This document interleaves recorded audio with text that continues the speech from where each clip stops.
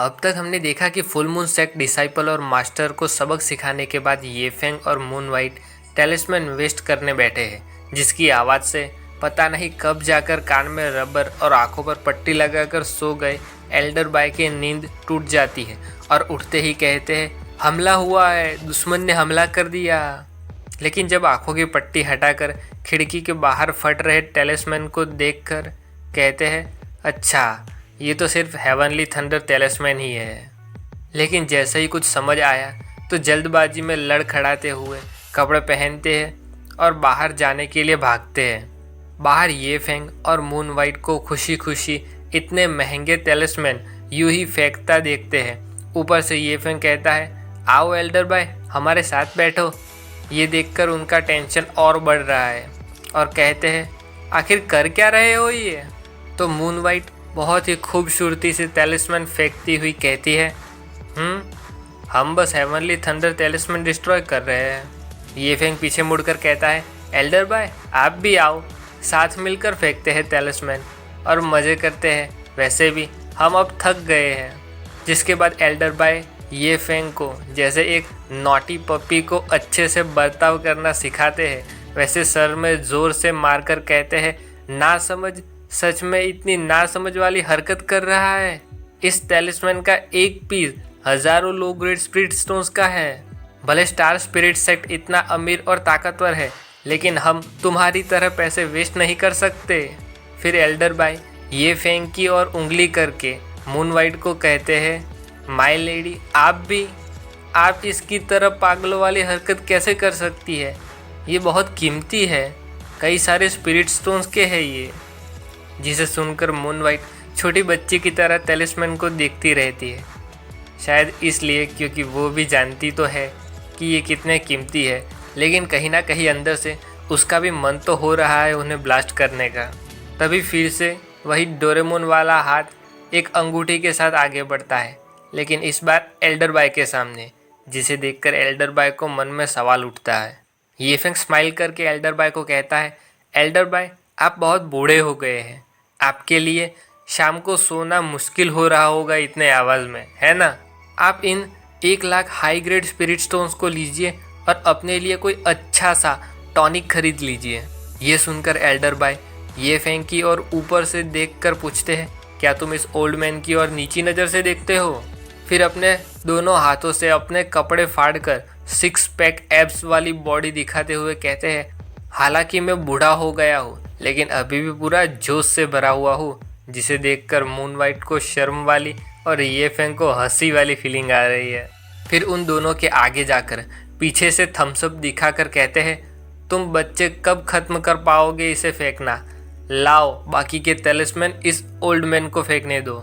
इतना कहकर आसपास पड़े सभी टेलिस्मैन फटाफट दोनों हाथ से उठाते हैं और मशीन गन की तरह टेलिस्मैन के दोनों पहाड़ों के बीच में खड़े रहकर दोनों हाथों से ब्लास्ट करना शुरू करते हैं। एल्डर बाय की एनर्जी को देखकर ये फेंग को भी पसीना आ जाता है, लेकिन उसके ऐसे स्पिरिट स्टोन्स देना काम में आता है, इसलिए सिस्टम की नोटिफिकेशन आती है, डिंग, कॉन्ग्रेचुलेशंस यूज़र, फिर से बड़ा खर्चा करने के लिए आपको 100 बिग स्पेंडिंग पॉइंट्स रिवॉर्ड मिलते हैं। ये फेंग थक कर बैठ जाता है और आलसी बिल्ली जैसा मुंह बनाकर सिस्टम पैनल में देखकर सोचता है, तो ये तरीका भी काम करता है। अगली बार ज़रूरत पड़ने पर मैं फिर से कुछ स्पिरिट स्टोन्स का इस्तेमाल करके एल्डर बाय से मदद मांग लूँगा। ऐसा करते करते दिन ढल जाता है और रात आती है। फिर से दिन भी निकल आता है और मुर्गा बांग दे रहा है। वहाँ दूर सीढ़ियों पर कोई बैठा है और सामने ग्राउंड में एक बड़ा सा गड्ढा है। वहाँ जो दूर सीढ़ियों पर बैठा था वो एल्डर बाय है। इतनी मेहनत करके पसीने से तरबतर हो गए हैं और थकान की वजह से शरीर भी काँप रहा है। सोचते हैं, मैं बहुत लंबा जी चुका हूँ। मैं भरोसा नहीं कर सकता कि कभी ऐसा दिन भी आएगा जब मैं फिज़िकली और मेंटली थक जाऊँगा, वो भी सिर्फ कुछ टेलिस्मैन ब्लास्ट करके। फिर वो अपना सिकुड़ा हुआ बाइसेल्फ ये फेंग की और प्राउडली दिखाकर कहते हैं, ये फेंग, आज के बाद तुम्हें कोई भी फिज़िकल काम करवाना हो तो मुझे बुलाना, ओके? मैं अभी तक बूढ़ा नहीं हुआ, मुझ में अभी बहुत ताकत बाकी है। जिसे ये फेंग देखकर थोड़ा सा टेंशन में सर पकड़कर कहता है, ठीक है। मून वाइट क्यूट फेस के साथ चिंता करती है। हालांकि अभी सेक्ट में सिर्फ हम 3 ही मौजूद है, फिर भी मुझे ऐसा क्यों महसूस हो रहा है कि फ्यूचर में कुछ होने वाला है। फिर दोनों हाथ दिखाकर बॉडी दिखा रहे एल्डर बॉय को कहती है, एल्डर बॉय, आप स्टार स्पिरिट सेक्ट के 8 एल्डर्स में से एक है और आप सिर्फ 1 lakh high grade spirit stones में ही बिक गए। तो एल्डर बॉय जवाब देते हैं, ये मामला स्पिरिट स्टोन्स का नहीं है, बल्कि इस ओल्ड मैन की डिग्निटी का है, गरिमा का है। तभी अचानक ये फेंग के आगे नोटिफिकेशन आता है, कॉन्ग्रेचुलेशंस डियर यूजर, आपने आज की बिग स्पेंडिंग प्रोडक्ट्स पर सक्सेसफुली मनी वेस्ट किए। रिवॉर्ड के तौर पर आपको 1000 बिग स्पेंडिंग पॉइंट्स मिलेंगे। ये देखकर ये फेंग के मन में सवाल उठता है कि सच में इसने मुझे 1000 पॉइंट्स दिए। मैं अपना लेवल ची गैदरिंग रेल्म तक तो बढ़ा ही पाऊंगा अब। फिर वो अपने मन में 4 जार को जगल करते हुए सोचता है कि अभी मेरे पास 1410 बिग स्पेंडिंग पॉइंट्स है। अगर इसका मैं 9th लेवल ची गैदरिंग रेल्म तक पहुंचने में इस्तेमाल करूं, तो भी मेरे पास 510 पॉइंट्स बाकी रहेंगे, जिनसे मैं किसी भी प्रकार के 5 जार खरीद सकता हूँ सिस्टम में से। तभी उन जार में से एक जार उसके सर पर गिरकर टूट जाता है और उसके दिमाग की बत्ती जलती है। अरे हाँ, अभी हमारे सेक्ट में सिर्फ 3 लोग ही हैं। अगर मैं सिर्फ एल्डर बॉय के भरोसे बैठा रहा पॉइंट्स पाने के लिए, तो मैं बहुत धीरे धीरे कमा पाऊँगा।